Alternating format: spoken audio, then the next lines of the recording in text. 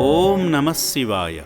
సర్వం శివమయం జగత్ అన్నట్లుగా శివమయం కానిది, శివమయం లేనిది ఈ సృష్టిలో ఏదీ లేదని శివపురాణం చెబుతోంది. ఈ విశ్వమంతా నిండిన ఈశ్వర కృప వల్లే సకల చరాచర జగత్తు ముందుకు సాగుతోంది. ఈశ్వరుని కృప లేనిదే ఏ జీవి మనుగడ సాగించలేదు.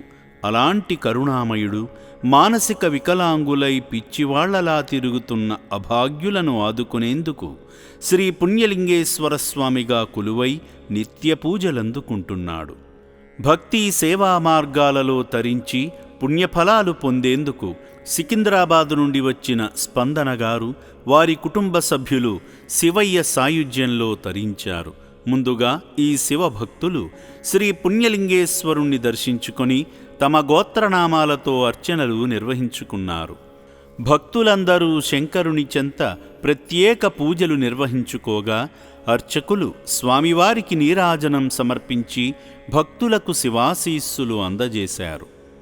ఓం శ్రీ పుణ్యలింగేశ్వర స్వామినే నమః. అనంతరం ఆశ్రమ సిబ్బంది ఆలయ నమూనా చిత్రాన్ని చూపించి సేవామూర్తులను ఆశ్రమ వ్యాన్లో ఆలయ నిర్మాణ పనుల వద్దకు తీసుకువెళ్లారు. ఈ సందర్భంగా గాలిగోపుర నిర్మాణానికి ఇటుకలు అందించి పుణ్యకార్యంలో భాగమయ్యారు. అభాగ్యుల వసతి భవనాన్ని సందర్శించి నిర్భాగ్యులను ప్రత్యక్షంగా వీక్షించి అనాథులతో ఆప్యాయంగా మాట్లాడారు. అదేవిధంగా అభాగ్యుల వైద్యశాలను కూడా సందర్శించి సిబ్బంది ద్వారా నిర్భాగ్యులకు అందుతున్న సేవల గురించి తెలుసుకున్నారు.